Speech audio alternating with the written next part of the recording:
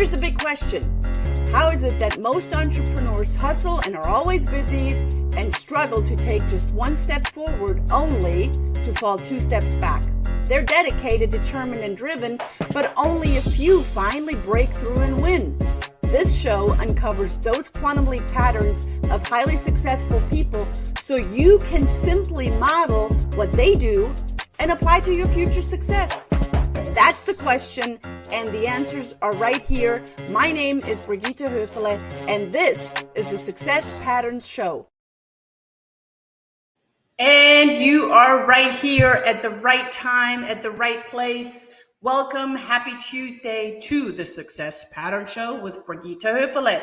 I am the CEO of the Center of NLP, and I am honored and excited that I am here with you today. I am again broadcasting from our new training center, so you are still hearing somewhat of an echo, and we've been working on it. Know that it's never going to be perfect, and we're constantly working on becoming better and giving you the best quality of show that we can give you. And it's not about the content, it's not about the echo, it's about the context. It is about what we are delivering to you, and those are success patterns. Now, how you do anything is how you do everything, right? And life throws things at you at any given moment, and then you deal with them.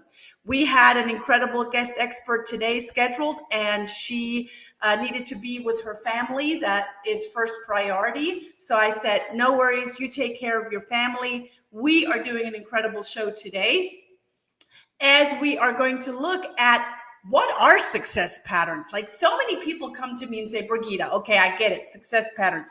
But really, what's a success pattern? Great question. So today I am your guest expert. I'm somewhat interviewing myself, really not, but I have a lot of great value for you today. I have a lot of great information that you can then immediately implement in your own life.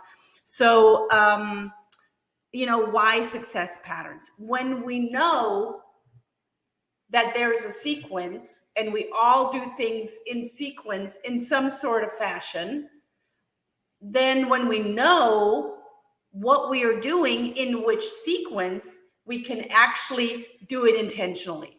A lot of people have asked me throughout my career and my success, Brigitta, how do you do that? And I go, how do I do what? Because when you're so in it and you're doing it, and it's like your factory settings and you're just doing it and it's serving you, awesome. But there's a problem with that. Because when you're doing it and you're doing it by your factory settings, then you're not aware of it. It's just intuitively you're doing it, but you're not doing it intentionally. Now, when you know what the sequence is, what the pattern is, what the strategy is, where does it start and how does it end, and what do you want it to end with, and what do you want the result to be? That's where it becomes intentional. And I want to go into that today, as so many people are asking. NLP is the science of success. Neurolinguistic programming, as you already see over my shoulder here, neurolinguistic programming is the science of success. Now, before I go into NLP, what is NLP, right? Let's decipher it really quick for those of you that don't know what NLP stands for. NLP, neuro-linguistic programming. Neuro, brain, where your thoughts originate, where your memories and your experiences live, where you are, it's your motherboard, it's where everything originates. Without that, nothing would work. Not the inner nor the outer. And we need the inner to work, so the outer does work. So that's the neuro part, okay? Linguistic, your communication is key. And your communication, although I'm pointing to somewhat at my mouth, communication is not the words that you speak. It is mostly the things that you don't say. Have you ever been in a situation where you thought, I think I need to tell my face separately to shut up right now? right? I know you've been there. I see you out there because I know I have been there and I continue to be there. And the more aware you are of it, the more intentional you can communicate with your body language. Have you ever watched like professional poker? And some professional poker players, not all of them, but some professional poker players wear goggles because we are giving information out if we like it or not. And those minimal cues through our eyes, through our muscle twitches, through our mouth is not in our control. So the more you are aware of it, that's what's happening. And those poker players that are wearing the goggles are aware that they're giving out information subconsciously, but not intentionally at all, right? They don't have control over that. So that's the linguistic part. I want to say one last thing to the linguistic part. Albert Moravian put communication when it's in high emotional state, maybe high emotional sad, happy, joyful, elated, whatever the emotion may be. So in a high emotional state, our communication drops basically to three elements: words, tonality, body language. Now, this is a trick question because I basically already gave you the answer. Which of those three is the most important, you think? And you're welcome to put it in the comments. You're welcome to chat it here on the Success Pattern Show. Words, tonality, body language. Yeah, you're right. It's body language. Per Moravian, it's 55% of our communication. Hello, 55%. If you're not doing it intentionally, if you're not communicating with your body, with your minimal cues, with your nonverbal communication, then now is a really good time to start learning about that. And you're welcome to reach out to me, and I'll give you some hinters and some tips. Now is a good time to start. How do you communicate with your body? How do you communicate with your nonverbal cues? So that's the biggest part, body language. Tonality is actually the second most important. As how are we, in which tonality are we speaking? In the pitch and the cadence and the volume? Are we just speaking more in a monotone voice, or are we going up and down and are all over the place with our tonality? That also brings a lot of information. And then the last one is words. Words per Moravian are only 7%. Now, here's the good news and the bad news. Because when we write like social media posts on LinkedIn or on Facebook or God knows where, or you write copy for your website, or you write an article, and you are not hitting on the value coded language and on the learning styles of people, and you only write it in your own, I'm going to call it style, but it's a lot more than a style. It's your word catalog, your value word catalog. What do you value most? What do your readers value most? And it's in four categories, and I'm not going to go into that today, but that would make a great show altogether. And so that's one part of the word catalog, and the other part of the word catalog is the representational system. Are you only a very visual person, and therefore you write a majority of your words are very visual words, or are they? Are you a very kinesthetic, touchy-feely person? You write in that style. So there are different styles in representational systems as well. But if you're only hitting it on one in the value-coded system and on one in the representational systems, you're missing 90% of all of the other styles that people speak. That means that you're leaving your potential client completely out in your communication, your Facebook posts, in your copy, in your emails, in your website, in your whatever other written communication you're communicating in. And there's even, I'm going to put a little bit more fuel to the fire. The tonality piece, of course, is missing. The body language piece is missing in only written language. But the person that reads your article, Facebook post, website copy, puts in their own tonality. So think about that. How does it come across? I work with some people that think sarcasm is a great thing to put, in their emails or in their website copy. Sarcasm does not travel in written words. I'm going to say that again. Sarcasm does not travel in written words. You must be able to see, hear, and listen to the tonality and see the person as they're being sarcastic. I'm not saying don't be sarcastic. I can be sarcastic any moment of my life. That was sarcasm altogether. But you got to be able to hear it, the tonality, the context that the sarcasm is in. So anyway, I'm going off on a tangent here. But you get the point of words are powerful, but only if you actually hit the right words of your target market that you want to reach out to. So that's the communication. That's the linguistic part of NLP. The last part is the programming part. And a lot of people, when they hear programming, they're like, oh, no, I do not like to be programmed. Well, yes, this is not about you being programmed because, quite frankly, guys, newsflash, you already all are programmed. TV, program, advertisement, stop signs, anything that your teacher, your religious leader, your mom, dad, family members, siblings have said, your boss, your partner, your business partner, your personal, your romantic partner, all of those experiences, people that you surround yourself with, have an influence on you, and you are programmed by them, if you like it or not.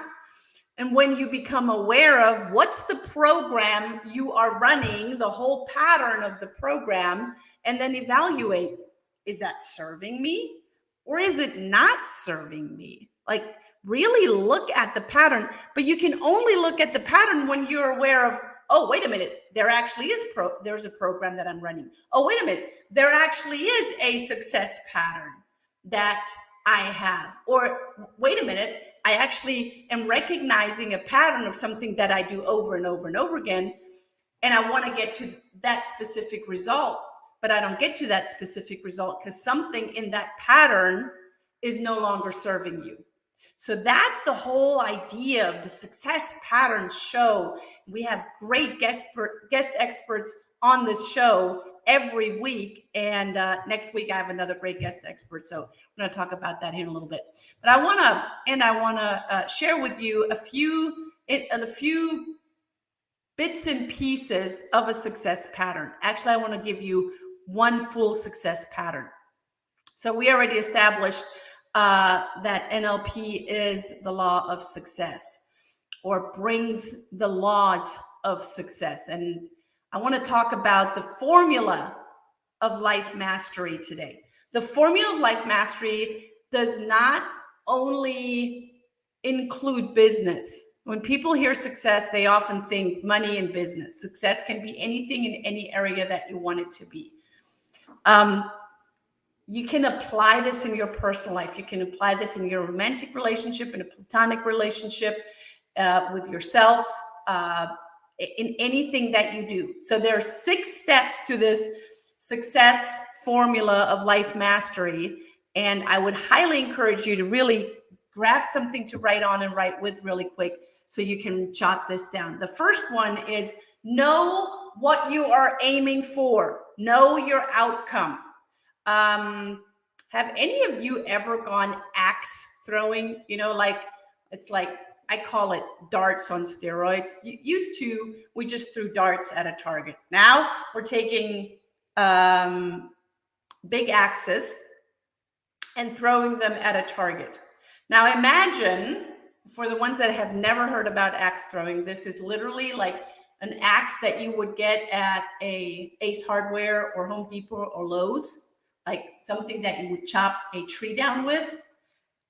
So it's an axe, and you have a big wooden target, and there, of course, are walls on the left and right, and the goal is for you to throw that axe into the inner circle of the target. That's the goal. Like, darts on steroids. Imagine people going around with their, make-believe axe in their hand through life because they don't know what they want. They don't know what their outcome is. They don't know what they're aiming for. And they just go, where am I going to throw this axe today? Let me see if it sticks here. Or let me see if I can throw it over here. And people really go through life like that. I know, it's crazy. It's mind-boggling. So know what is it that you're aiming for, because just like the axe, it can be, you can hurt yourself, you can hurt someone else, and do a lot of damage. So know what you want, know your well-formed outcome, and state it in a positive. If you are stuck in all the things that you don't want, well, that's a great start. Write that down, and then on the other side, on the piece of paper, write down what is on the opposite side of what you don't want. Like, I don't want to eat chocolate anymore. Okay, as long as you're focusing on, this is a command, don't eat chocolate. All the human brain hears is eat chocolate. It's a command. It's a direct command. Eat chocolate. Don't touch the hot stove. Touch the hot stove. Direct command. So what is it that you want to do rather than eating chocolate?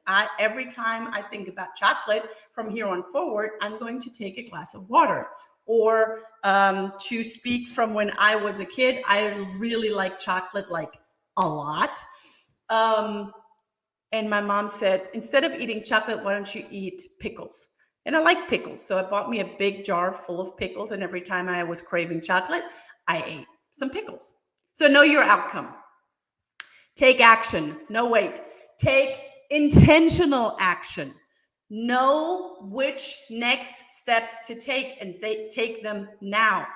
Don't take 500 steps, or don't think you need to take 500 steps at a time. That's not what I'm saying.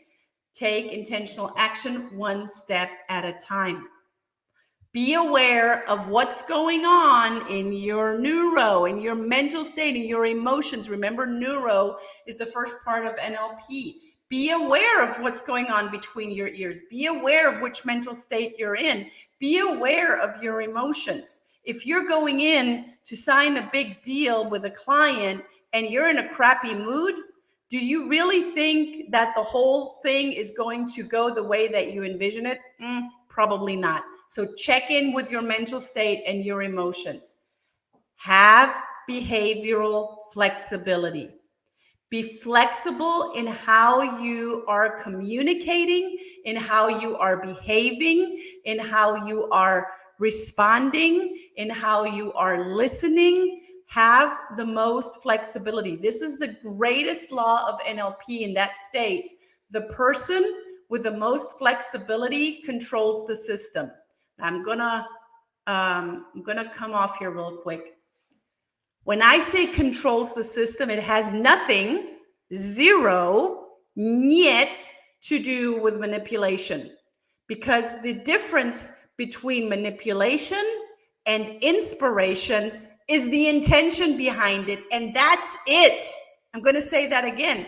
The difference between manipulation and inspiration is the intention behind it, and that's it.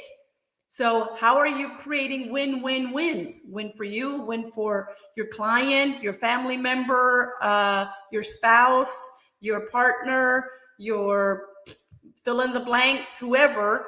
So a win for them, a win for you, and a win for the greater good. Who else wins when you are being most flexible in your behavior? So have behavioral flexibility. Number 5, operate from a physiology and a psychology of excellence. Operate from a physiology and psychology of excellence. What does that mean? Well, let's start with the word excellence. I'm not saying be perfect. That's one thing that I'm not saying here. So when you are coming from a place of excellence, meaning always doing the best with everything that's available to you in the moment, you can be most flexible. You can operate and communicate from a physiology, which is your outer, and a psychology, which is your inner, of excellence, of doing the very best in the moment with, and here's number 6, taking the advantage of all of your resources that are available to you. One of the laws of success states there are no unresourceful people. There are only unresourceful state of minds. I'm going to say that again. There are no unresourceful people, only unresourceful state of minds. Now, I want to share with you the human communication model that gives you an insight to that behavioral flexibility, that gives you an insight of how we are taking in information. So you see a brain, you see an external event, just like you're listening to me right now, you're seeing me on the screen.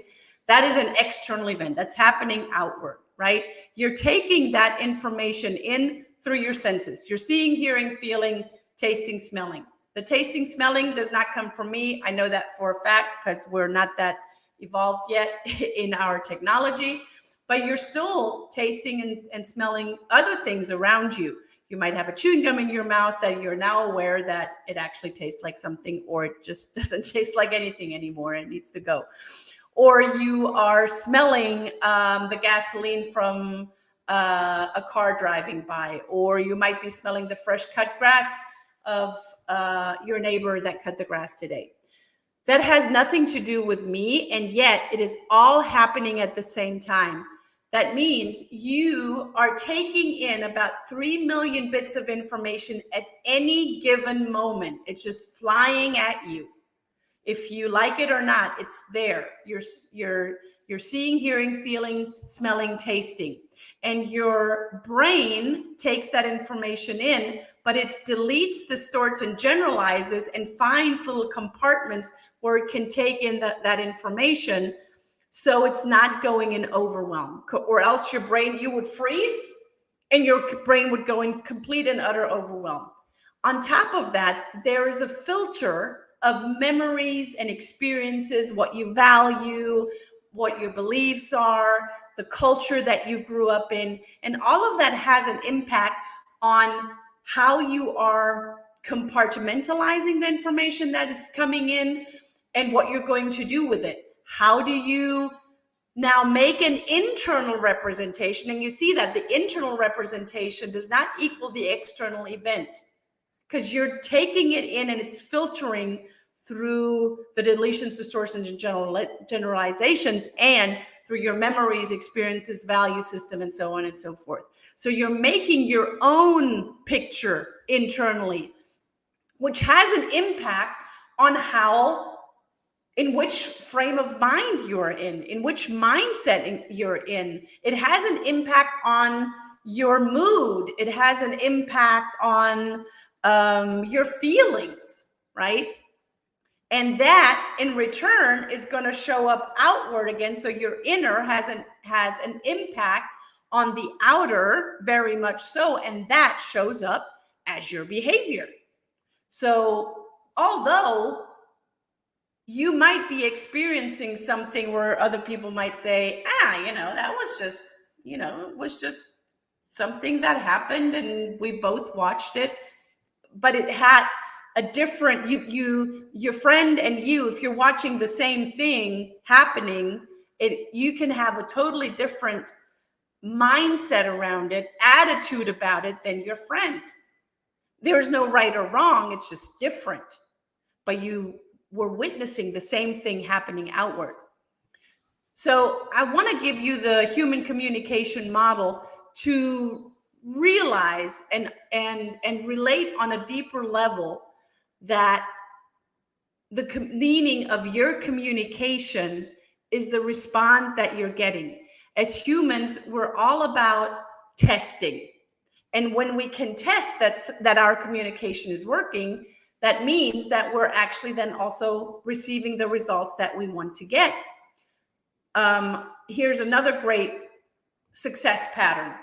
Thoughts lead to feelings, feelings lead to actions, actions lead to results. And that ties into what I just said, the communication, the quality of your communication equals the quality of your results.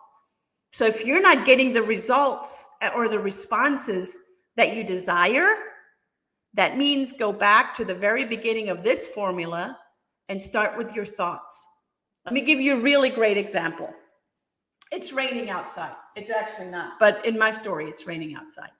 It's raining outside. It's 7 o'clock in the morning. It's time to get up, and you look out and you say, oh my gosh, it's raining outside. It's going to be a crappy day. So feeling of crappiness starts to enter the body. I don't want to work. It is raining outside. I certainly don't want to go out with the dog. All I want to do is pull the covers over my head and stay in bed. Action. At the end of the day, you have spent the day in bed, binge watching TikToks or whatever it is that one might do. And you have the only results that you have to show is maybe a headache from watching on the small screen for much too long. But you really didn't get the things done that you wanted to get done. So started with a thought, continued with a feeling. The action or the lack of did not equal or did not lead to the results that you desired for that day. Now, same day, 7 o'clock, alarm goes off.